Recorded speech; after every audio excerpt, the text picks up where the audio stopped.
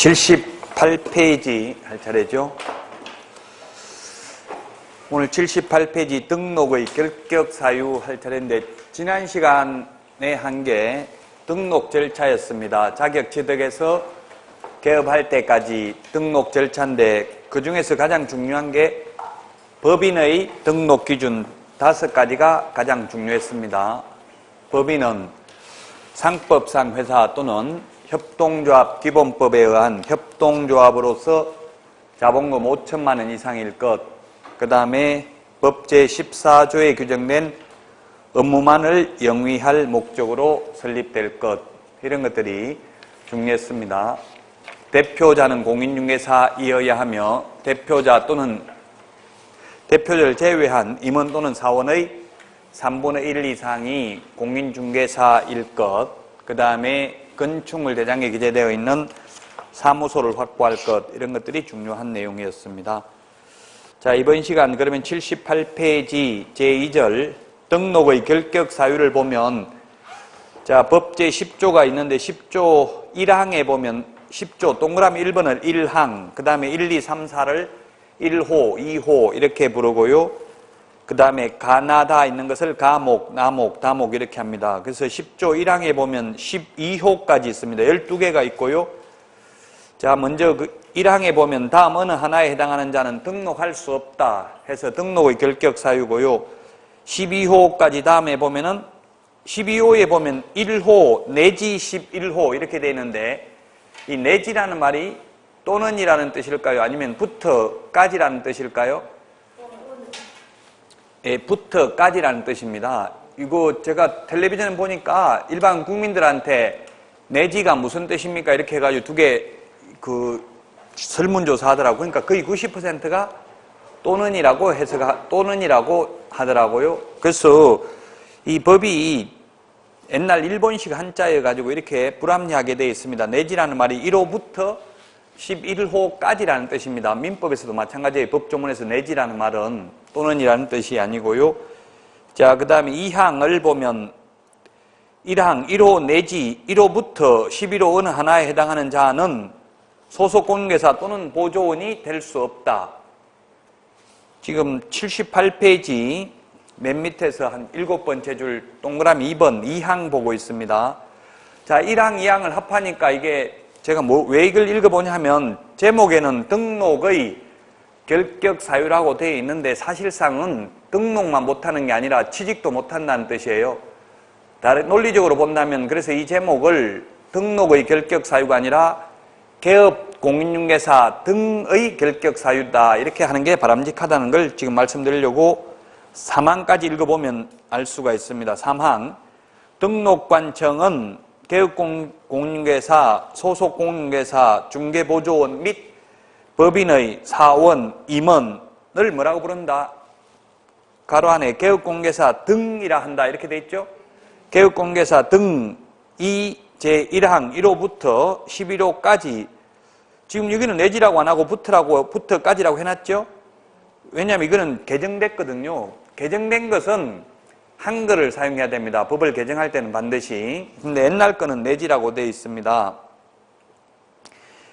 1항 1호부터 11호까지 어느 하나에 해당하는지 여부를 확인하기 위해 관계기관에 조회할 수 있다. 즉 교도소 갔다 왔는지 본적지 신원 조회할 수 있고, 또 이미 등록되어 있는지 협회에 알아볼 수 있다 이런 뜻입니다. 그리고 맨 밑에 10조 2라고 되어 있는데, 10조 2라는 말은 10조, 11조 사이에 중간에 새로 신설됐다는 뜻이에요. 중간에. 그래서 조문을 넣을 10조가 이미 있고 11조도 있기 때문에 할 수 없이 10조 2, 또 하나 더 새로 생긴 다음에 10조 3 이렇게 되겠죠? 옛날에 없다가 생긴 조문이에요. 10조 2는. 10조 2까지만 보고 다시 말씀드리겠습니다. 형법 제38조에도 불구하고 제49조 및 48조 및 49조에 따른 죄와 다른 죄의 경합범에 대하여는 벌금형을 선고하는 경우 이를 분리하여 선고해야 된다 이렇게 되어 있습니다. 먼저 형법 제38조에 보면 법제처 국가법령정보센터 스마트폰 어플 플레이스토어에서 다운받으라고 했습니다. 그럼 형법 쳐가지고 38조 찾아봐야 기억에 오래 남는다고요. 경합범이라는 말은 경쟁적으로 합해가지고 여러 죄를 지었다는 이야기예요. 지금 박근혜 전 대통령 같은 경우는 뭐 16개의 죄인가 이렇게 경합범위에 지금 현재 여러 가지 뇌물죄 뭐 이런 거 여러 가지가 있다고요. 그러면 여러 가지 죄를 지었으면 그 일일이 징역 3년, 4년 다 하는 게 아니라 그 중에서 가장 무거운 죄, 예를 들면 뭐 뇌물죄가 10년 이하의 징역인가 그래요. 예를 들면 그럼 10년에다가 거기에 2분의 1 돼서 15년 이렇게 선고할 수 있다는 이야기. 그냥 다 합해서 일일이 따로따로 분리해서 선고하는 게 아니라 합해서 경합범은 경쟁적으로 죄를 여러 개를 지었다는 이야기잖아요. 그래서 분리를 안 해도 되는데 공인중개사법 위반과 다른 죄 위반은 반드시 벌금형을 선고할 때만 분리해서 선고해야 돼요. 그 이유는 그 위에 조금 이따 다시 하겠지만 11호에 보면 이 법 위반으로 300만 원 이상 벌금을 받으면 결격사유에 해당되거든요. 그래서 공인중개사법 위반으로 벌금이 얼마인지를 알기 위해서 반드시 분리해서 선고해야 된다는 뜻입니다. 자, 그러면 지금까지 개략적인 내용을 읽어봤고 그러면 1호부터 12호까지 12가지 이게 결격사유인데 지금 78페이지 보고 있습니다. 이걸 다시 구체화해 놓은 게 79페이지 이제 결격사유라고 되어 있고요. 그 다음에 2번 결격사유 효과, 그 다음에 결격사유 효과를 보고 81페이지 결격사유 3번 유형이 있는데 여기에 보면 이제 12가지 동그라미 1번 미성년자, 동그라미 2번 한정치산자 이렇게 되어 있습니다. 자, 그러면 결격사유 지금까지 했던 법조문에 봤던 내용을 다시 한번 정리하도록 하겠습니다. 시험에는 반드시 출제됩니다. 최근 20년간 해마다 출제되었습니다. 자, 이때까지 읽어봤던 게 우리 책에는 등록의 결격 사유라고 되어 있지만 개업 공인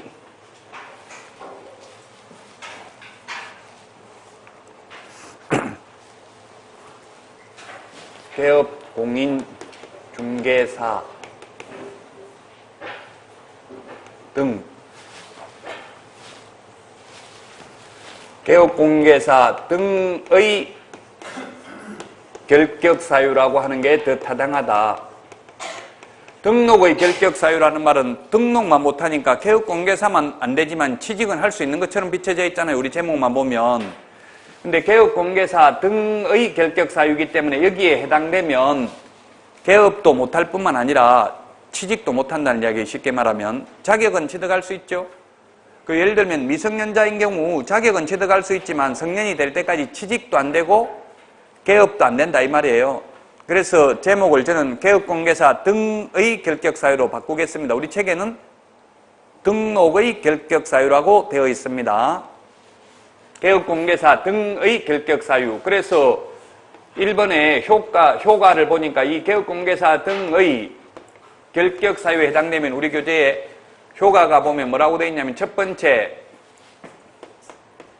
등록 전이라면 아직 개업하기 전이라면 개업이 불가능합니다. 등록 불가입니다.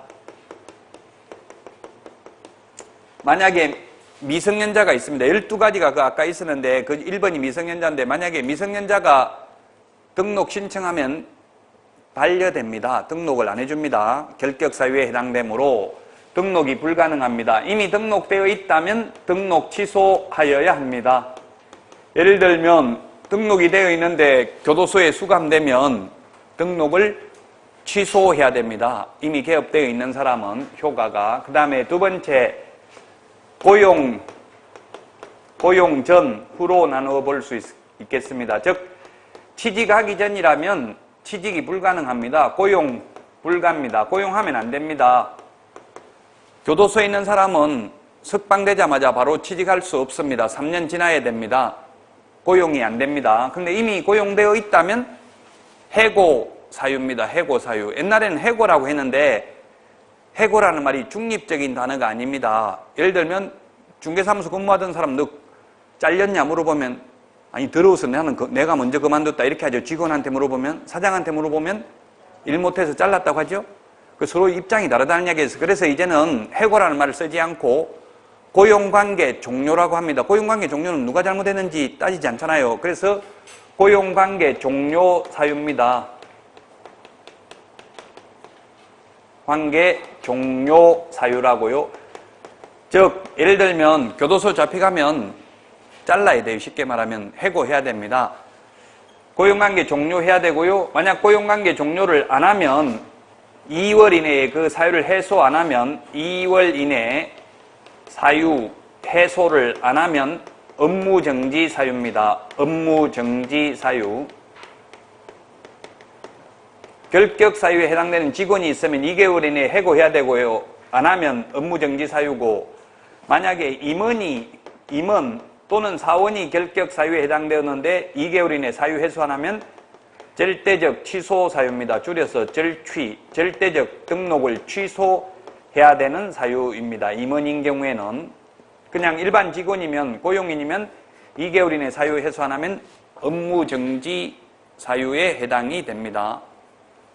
지금 우리 교재에 어디에 있냐면 이 내용이 결격사유 효과가 79페이지, 80페이지에 있습니다. 79페이지, 80페이지에 있다. 80페이지에 양가로 3번에 동그라미 2번 두 번째 줄에 보니까 2개월 이내에 그 사유를 해소한 경우에는 그러하지 아니하다. 양가로 4번에 보니까 동그라미 1번에 보니까 2개월 이내 직원을 사유 해소 안 하면 업무정지라고 돼 있죠. 제가 그래서 프린트 내드린 거 2장짜리에 보면 2개월이 38번에 있어요. 38번에 동그라미 1번, 2번에 있어요. 38번에 동그라미 1번, 2번. 38번에 동그라미 1번, 2번에 보니까 2개월 이내 사유 해소 안 하면 임원 또는 사원의 경우 절대적 취소고, 고용인의 경우 업무정지다 이런 말 있죠? 1년 동안 여러분들 암기해야 될 게 다 있다고. 2장 안에 2장만 암기해도 80점이에요. 지금 다 할 수는 없어요. 천천히 시험 볼 때까지만 하면 돼요. 그래서 미리 드린 거예요. 1년 내에 암기할 걸 다 정리해놨으니까 지적 호기심이 있으면 미리 보셔도 상관은 없습니다. 자, 그래서 80페이지까지 했고요. 81페이지 이제 결격사유 유형입니다. 동그라미 1번 미성년자, 동그라미 2번 한정치산자, 동그라미 3번 파산 선고받은 자, 그 다음에 이쪽 84페이지부터 있는데 이 내용을 아까 법조문 순서대로 1호부터 12호까지 그 78페이지에 보면 아까 법 10조 1항 보니까 1호 미성년자, 2호 금치산자 또는 한정치산자 해서 12호까지 있죠? 요 순서대로 12번까지 순서대로 보도록 하겠습니다. 여기서 시험에 반드시 한 문제가 출제된다고. 1번부터 12번까지가. 자, 그러면 1번부터 12번까지 결격 사유에 해당되는 거, 결격 사유에 해당되는 게 12가지가 있는데 12가지. 자, 먼저 첫 번째 2번이고요. 그다음 첫 번째 미성년자부터 보겠습니다. 미성년자도 시험에 합격하면 자격은 취득할 수 있습니다. 그러나 미성년자는 개업도 안 되고 취직도 안 됩니다. 부모 동의하면 취직된다 안 된다? 예, 부모 동의 받아도 안 됩니다. 절대로 안 되고 오직 여기에서 벗어날 수 있는 유일한 길은 나이를 잡수시는 길밖에 없습니다. 혼인해도 안 되고 법정 대리인 동의받아도 안 됩니다. 민법에서는 혼인을 하거나 법정 대리인 동의받으면 단독으로 유효한 법률 행위는 할 수 있습니다. 민법에서. 즉 계약은 할 수 있습니다. 법률 행위가 대표적인 게 계약이죠. 즉 미성년자도 부모 동의받으면 자기 집 팔 수 있습니다. 그러나 취직은 절대 안 돼요. 그래서 민법의 미성년자 제도하고 공인중개사법에서 미성년자하고는 취지가 다릅니다. 즉 민법에서는 미성년자가 부모 동의 없이는 법률행위를 하지 못하도록 법률행위를 취소할 수 있도록 한 이유는 미성년자를 보호하기 위한 제도이고, 우리 공인중개사법에서 미성년자가 보조원으로 근무하도록 하지 못하도록 하는 것은 국민재산권 보호, 국민경제이바지, 국민들을 위해서 못하게 하는 거예요. 미성년자를 위해서 못하게 하는 게 아니고. 근데 민법에서 법률행위 못하도록 하는 것은 미성년자를 보호하기 위한 거고, 우리는 미성년자를 보호하기 위한 게 아니라 일반 국민들을, 의뢰인들을 보호하기 위한 거라고요. 그 취지가. 그래서 무조건 나이 먹어야 돼. 결혼해도 안 되고 법정 대리인 동의받아도 안 됩니다. 우리 공인중개사법이 민법에 비해서는 특별법입니다. 서로 충돌하면 공인중개사법을 먼저 적용하죠. 그래서 절대로 미성년자는 19세가 되기 전에는 부모 동의 받아도 혼인을 해도 보조원으로 근무할 수도 없다. 취직도 안 되고 개업도 안 된다. 단 자격은 취득할 수 있다. 미성년자가 있었고요. 그 다음에 두 번째 금치산자, 한정치산자입니다. 아까 법조문 1호부터 12호까지 봤죠? 그 순서대로 하겠습니다. 금치산자, 그 다음에 한정치산자,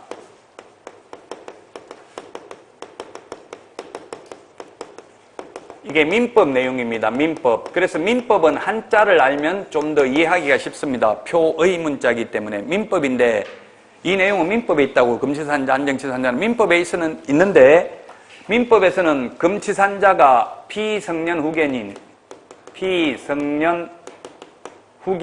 후견인이라는 말 뭐예요? 뜻이 한자를 보면 비후자, 바라볼 견자, 사람인자, 뒤에서 바라보는 사람, 그냥 직역을 하면, 의역을 하면 뒤에서 보살펴주는 사람. 근데 피성년으로서 뒤에서 보살펴주는 사람, 피라는 말은 보살핌을 받아야 되는 사람, 보살핌을 당해야 되는 사람, 이런 뜻이에요. 피라는 말은. 그래서 혼자서 정상적인 생활을 할 수 없는 사람이죠. 한정치산자를 피한정후견인이라고 합니다. 피한정후견인, 민법은 이렇게 개정됐는데 아직 공인중개사법은 개정을 안 했습니다. 그래서 우리 책에도 금치산자라고 돼 있어요. 금치산자라는 말은 한자 뜻이 뭐예요? 금지한다. 재산을 다스리는 걸 금지하는 자다. 재산을 관리할 수 없는 자다 이 말이죠. 그 다음에 한정치산자는 한정적으로 재산을 관리할 수 있는 자입니다. 한정적으로만. 완전히 관리할 수는 없고요. 그래서 롯데 신교코 회장이 지금 뭐가 되냐면 피한정후견 개시 심판이 있었습니다. 피한정후견인입니다. 어쨌든 지금 롯데 신교코 회장은 중개보조원으로 취직할 수 있다 없다? 없다는 이야기예요.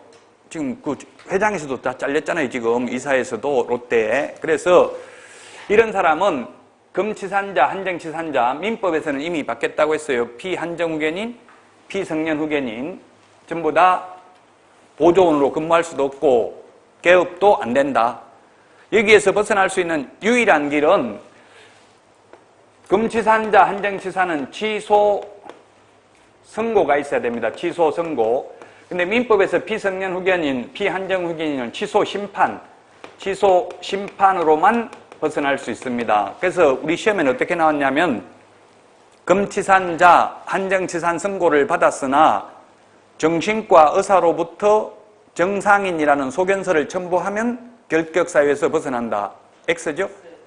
정신과 의사가 결정하는 게 아니라 법원의 결정이 있어야 된다고요. 법원에 정신과 의사가 정상인이다, 이제 해도 된다, 이렇게 했다고 벗어나는 게 아니다. 반드시 법원의 취소 선고나 또는 취소 심판이 있어야 된다.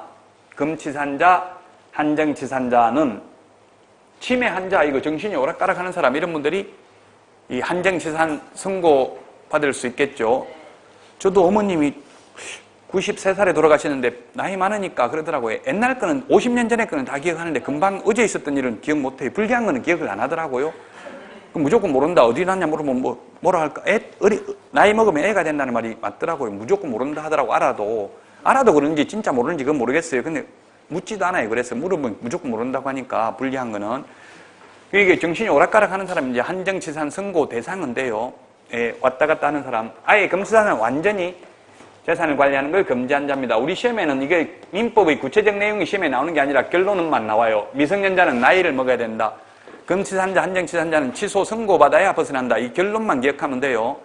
선고 요건 이런 건 시험에 안 나와요. 예, 민법에 있습니다. 구체적 내용은 민법 총칙에 있어요.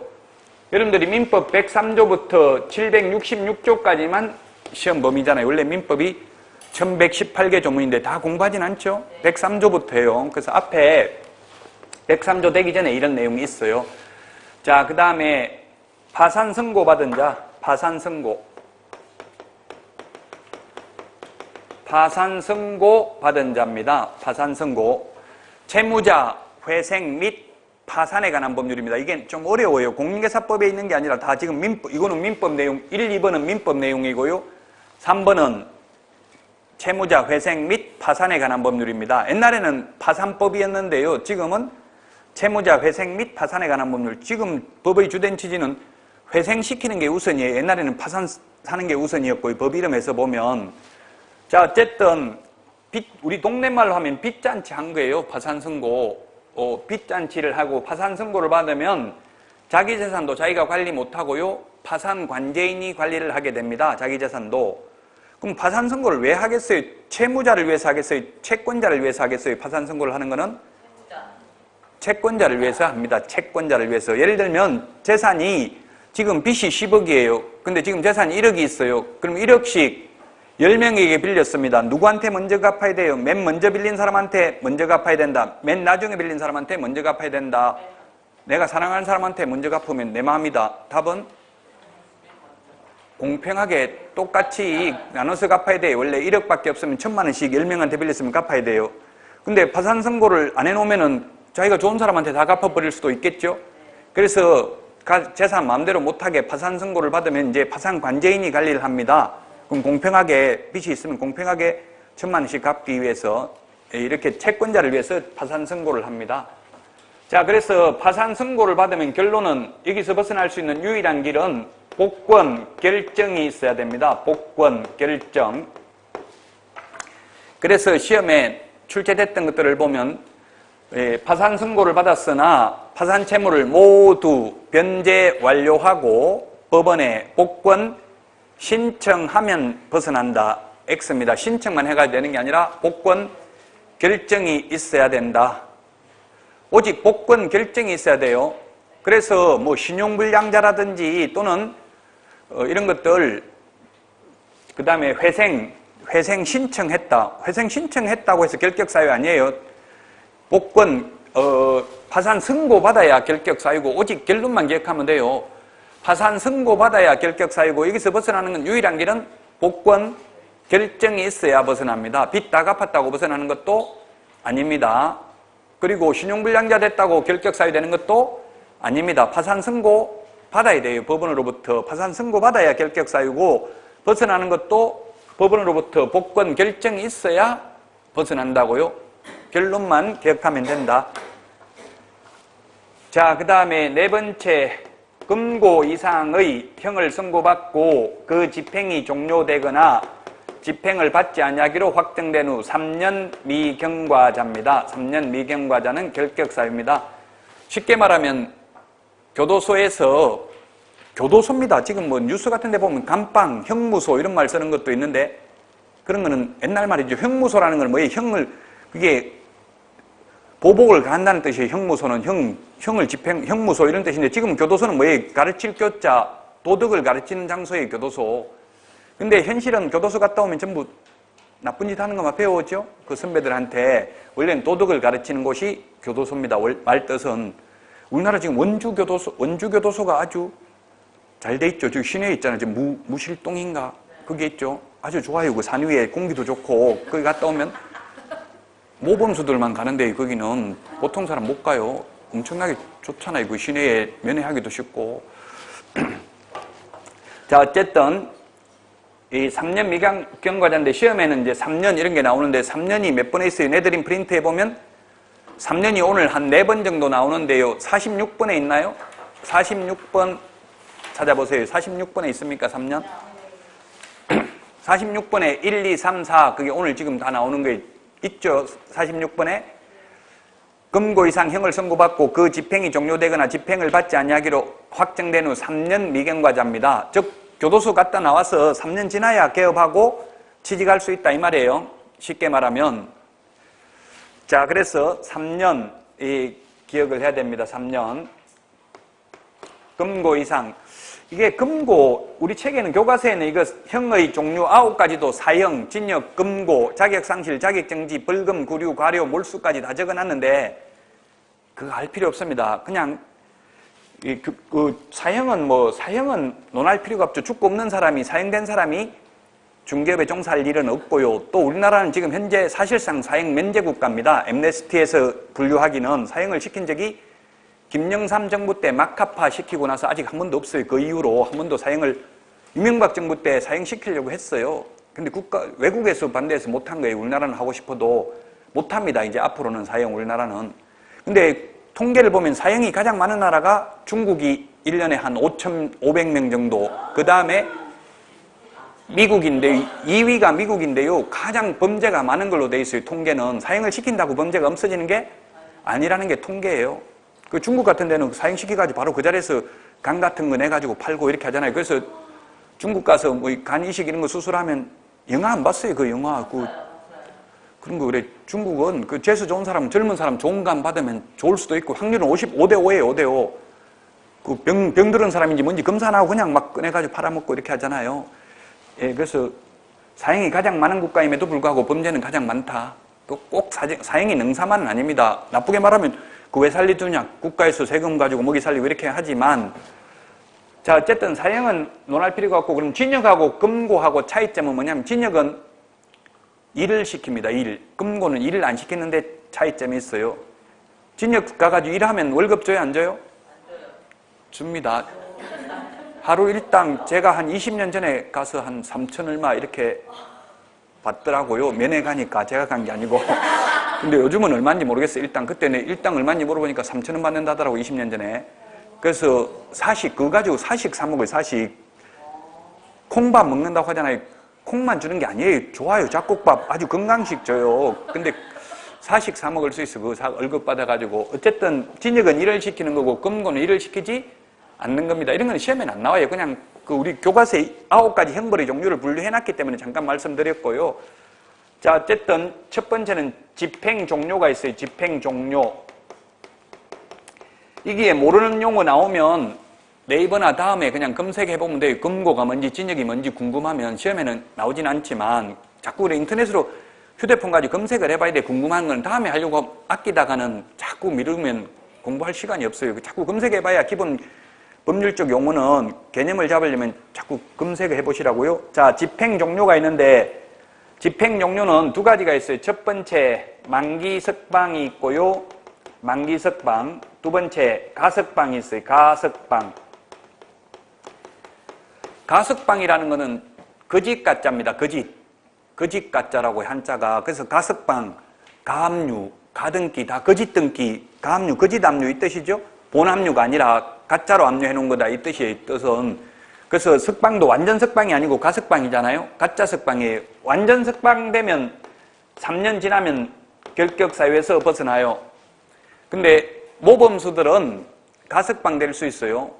그 양형일지를 다 적어요. 교도관들이 밖에서 어떻게 하는지 보고 적어가지고 양형성적이 우수하면 형기의 3분의 1만 채우면 이론적으로 가석방 될 수 있어요. 3분의 1만 채우면. 자, 그러면 예를 들면 징역 3년을 선고받아도 1년 만에 징역 3년을 선고받고 1년 만에 가석방 될 수도 있다는 이야기예요. 그러면 이게 시험에 출제됐어요. 가석방 된 날로부터 3년 지나면 결격사유에서 벗어난다. X입니다. 예, 완전 석방, 만기 석방되면 3년만 지나면 되는데 가석방되면 가짜로 석방됐기 때문에 3년 선고받았으면 남은 기간 자녀 형기 2년 플러스 3년 지나야 돼요. 그래서 만약에 징역 똑같이 공동정범으로서 둘 다 죄를 위반해가지고 둘 다 징역 3년을 선고받았습니다. 징역 3년을 선고받고 A는 3년 만기 석방되고요. 만기 석방되고 B는 1년 만에 가석방됐습니다. A와 B가 죄 지은 날로부터 결격사유에서 벗어나는 시기는 같다, 다르다? 둘 다 같다. 몇 년 지나야 돼요? 6년 지나야 되죠. 둘 다. 만기 3년 살고 나와서 또 3년 더 지나야 되고요. 가석방은 1년 만에 석방되고 나서 자녀 형기 2년 플러스 3년 지나야 되니까요. 둘 다 6년 지나야 벗어나요. 석방되고 나서 3년 지나야 된다고요. 만기 석방되고 나서. 그러니까 6년이죠. 죄 지은 날로부터 보면. 자, 그래서 시험에는 가석방된 날로부터 3년 지나면 된다. X. 남은 자녀 형기 플러스 3년 지나야 된다. 가석방인 경우는. 만기 석방은 3년만 지나면 된다. 자, 그 다음에 집행용류가 있고 두 번째는 집행면제가 있습니다. 집행면제. 집행 면제가 있는데 집행 면제는 특별사면, 법률 변경, 형의 시효 완성, 형의 시효 완성, 형의 시효 완성,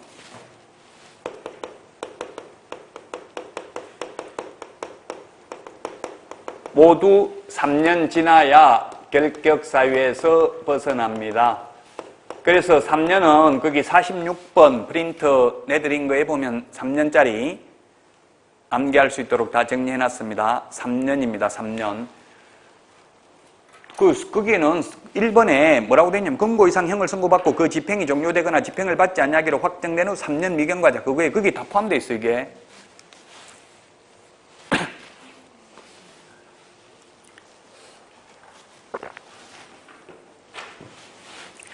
자, 그래서 다 3년인데 그러면 특별 사면은 3년인데 일반 사면은 즉시 벗어나요. 뭐가 더 좋은 거예요? 그러면 일반 사면이 더 좋죠. 일반 사면, 특별 사면을 어떻게 하는지 그 절차는 안 나온다고 우리 시험에 결론만 나와요. 일반 사면은 즉시 벗어나고 특별 사면은 3년 지나야 된다. 근데 궁금하잖아요. 어떻게 하는지. 궁금하면 인터넷에 찾아보면 사면법에 있다고요. 그래서 우리 일반 사면을 줄여서 특별 사면을 줄여서 특사라고 부르고요. 일반 사면을 줄여서 대사라고 불러요. 근데 8.15 특사, 뭐 성탄절 특사 이런 말을 들어봤지만 대사라는 말은 들어봤어요? 안 들어봤어요? 거의 없죠? 이게 구체적 절차는 시험에 안 나오지만 결론만 나오지만 간략하게 말씀드리면 특별 사면은 대통령이 특별한 사람에 대해서 사면할 수 있어요.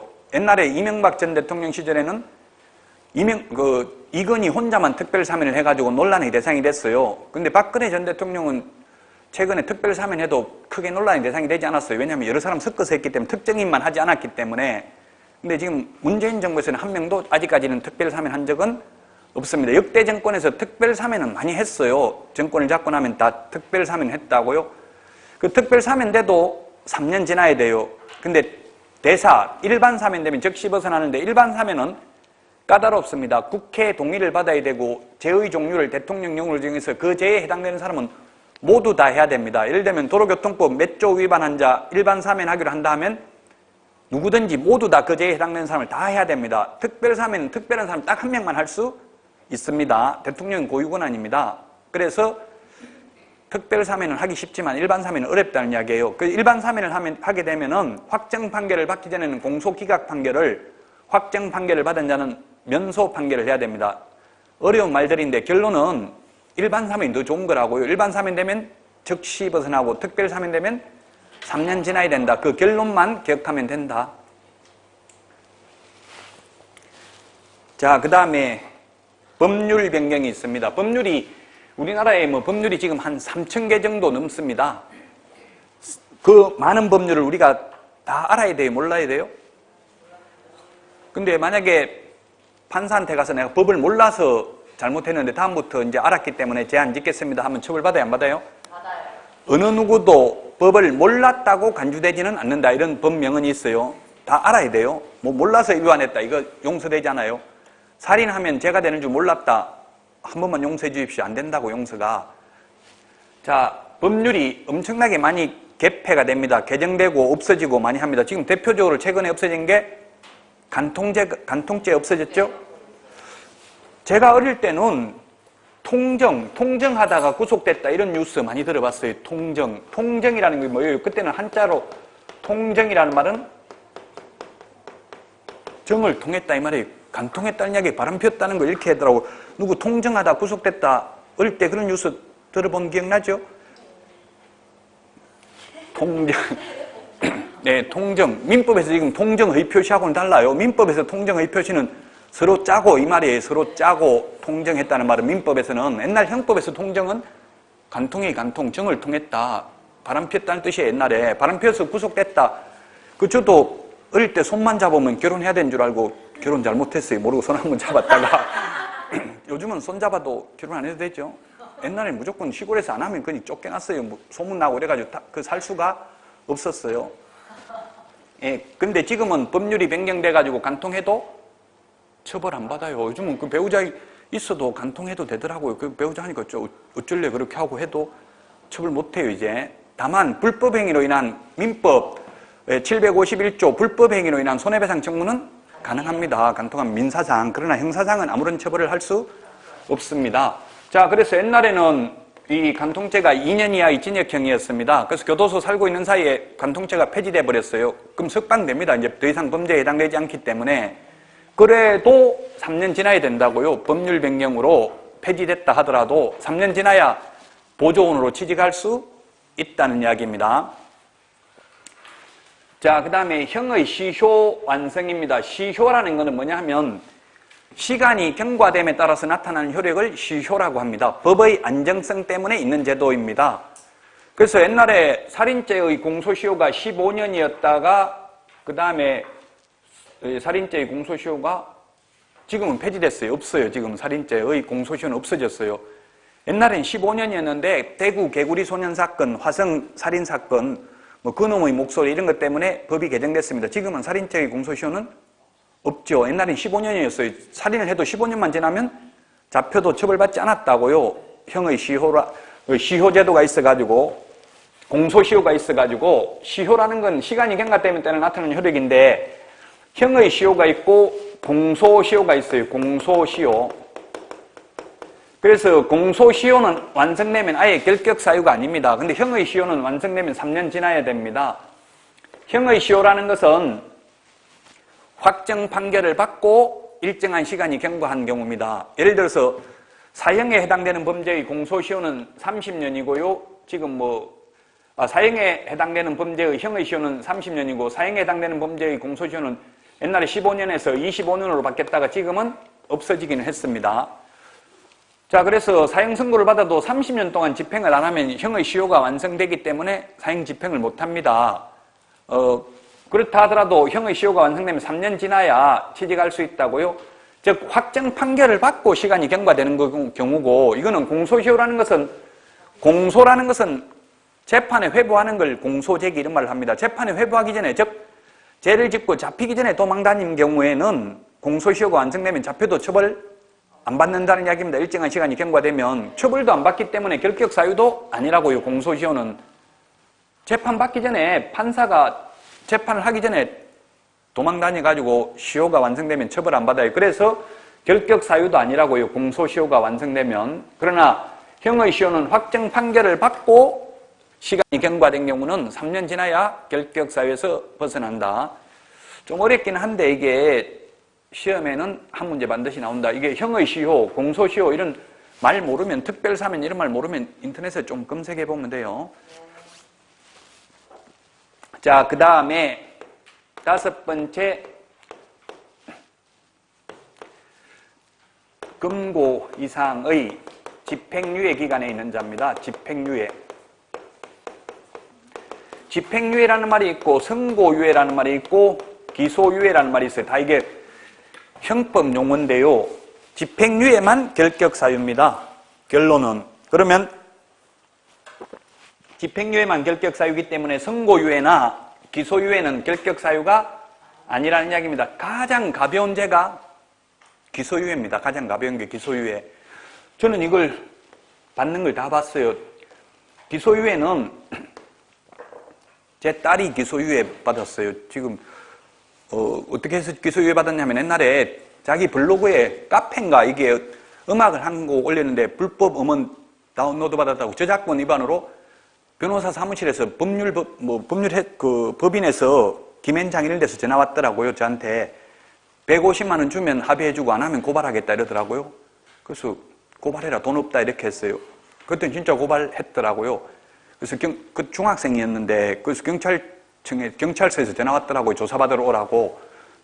애가 벌벌벌 떨고 무서워서 뭐 경찰서 오라니까 얼마나 무서워하겠어요. 그래서 제가 같이 무서워하지 말라 하고 같이 갔더니만 조사받기 전에 미리 경찰이 아직도 그거 안 지웠냐 묻더라고. 블로그에서 애 안 지웠나 하니까 빨리 그럼 지우고 조사받자 이러더라고요.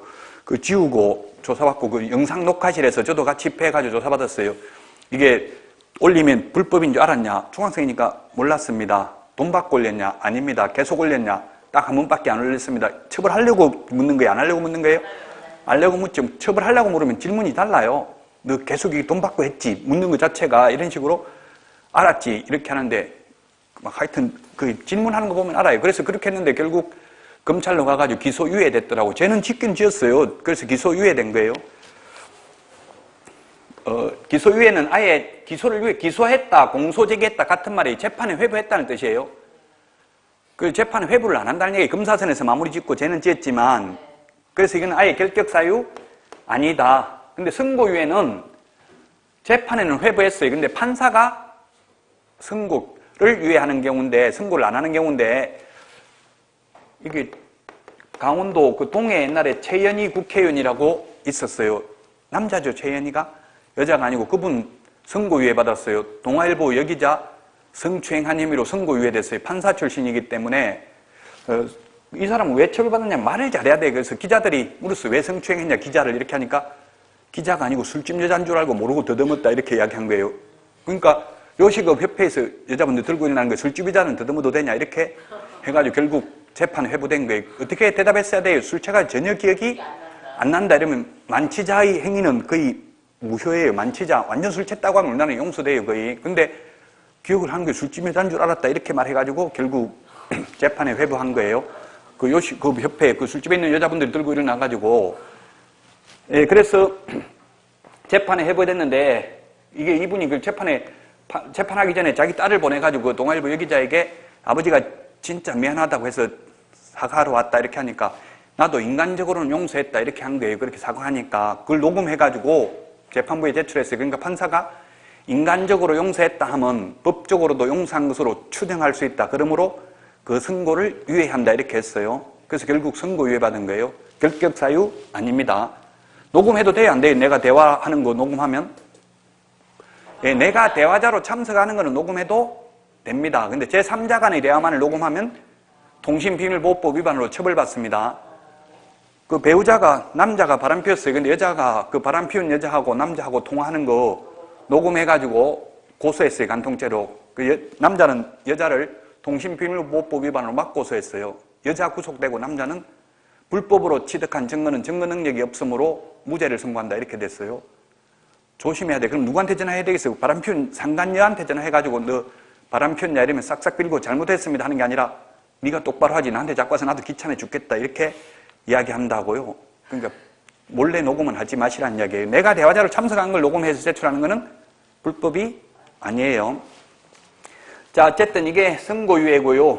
결격사유 아니다. 결국 둘 다. 결격사유 아니고 집행유예는 유예기간만 결격사유입니다. 집행유예는 3년 이하의 징역이나 금고형에 해당되는 자에 대해서 1년에서 5년간 집행을 유예할 수 있습니다. 예를 들면 피고는 징역 2년에 처한다. 그러나 깊이 뉘우치고 있고 그동안 사회에 공헌한 점을 감안하여 집행을 3년간 유예한다. 이렇게 합니다. 그럼 징역 2년에 처한다 하고 망치 3번 두드리면 끝이에요. 그러나 이렇게 나오면 이제 유예되는. 그럼 이게 몇 년간 결격사유라는 이야기 징역 2년 선고받았고 집행유예는 징역 2년에 처한다. 그러나 그 집행을 3년간 유예한다. 이렇게 했을 때는 결격사유는 몇 년이다? 3년입니다. 유예기간만 결격사유입니다. 3년. 유예기간만. 앞에 1년을 선고받았던 2년 선고받았던 이건 볼 필요 없고 유예기간만 결격사유입니다. 유예기간 동안 죄지으면 옛날에 유예됐던 거 2년 받았던 거 플러스 또 새로 지은 거 같이 처벌받아야 돼요. 지금 뭐 하나 김동선 셋째 아들인가 지금 집행유예기간 중에 또 폭행했어요. 그러면 유예기간 중이기 때문에 이제 가중처벌한다고요. 그럼 옛날에 받았던 거 하고 또 새로 받은 것까지 처벌받을 수도 있습니다. 근데 단순 폭행은 반의사 불벌죄입니다. 단순 폭행은 거의 그래서 반의사 불벌죄이기 때문에 피해자가 처벌을 원하지 않는다 하면 처벌할 수 없습니다. 지금 김현장 변호사더라고요. 그러면 그 사람들 처벌한다고 하면 다음에 의뢰하겠어? 안 하겠어요? 안 하겠죠. 그래서 김현장에서 변호사도 보고 고소하지 마라. 절대 처벌 안 받겠다. 안 하겠다 해라. 이렇게 지금 요구하고 있어요. 회사에서는. 왜냐면 회사에서는 큰 고객이잖아요. 돈 벌어야 되니까. 어쨌든 단순 폭행이 아니고 특수 폭행이라든지 상해면 상처를 입었으면 고소 없이도 처벌할 수 있어요. 특수 폭행은 단순 폭행은 그냥 몸으로만 폭행한 거고 특수 폭행은 무슨 기구 도구 가지고 하면 특수 폭행이에요. 그런 거는 고소 없이도 처벌할 수 있습니다. 자, 어쨌든 결론만 시험에 나오는데 결론은 집행유예 기간만 결격사유에 해당되고 선고유예나 기소유예는 결격사유 해당되지 않는다를 기억하시면 되겠고요. 자, 그 다음에 6번째가 뭐가 있느냐 하면 자격 취소되고 3년 미경과자입니다. 자격 취소되고 3년. 자격 취소되고 3년 동안 그 46번 암기사항 내드린 거 46번에 몇 번에 있어요? 46번에 46번